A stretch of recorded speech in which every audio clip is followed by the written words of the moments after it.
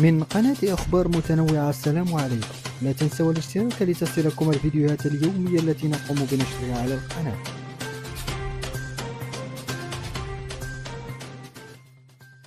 تفاعلت لجنة التأديب التابعة للاتحاد الإفريقي لكرة القدم كاف بشكل سريع وإيجابي مع استئناف الجامعة الملكية المغربية لكرة القدم حول توقيف مدرب المنتخب الوطني المغربي وليد الركراكي.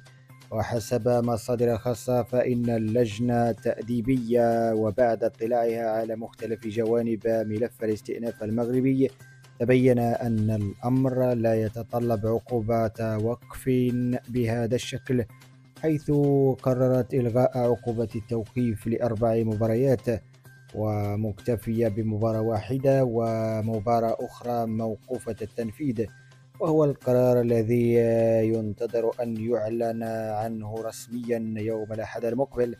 هذا القرار يأتي على خلفية تقديم الجامعة الملكية المغربية لكرة القدم كافة الأدلة التي تظهر غياب الإنصاف في القرار السابق الصادر عن لجنة التأديب بالكاف تجاه مدرب أسود الأطلس، حيث أظهرت مختلف الأدلة كون ما وقع لم يكن نهائيا، كما رواه لاعب الكونغو الديمقراطية الذي تعمد الكذب في تصريحاته، بينما كان مدرب منتخب الكونغو شخصيا حاضرا.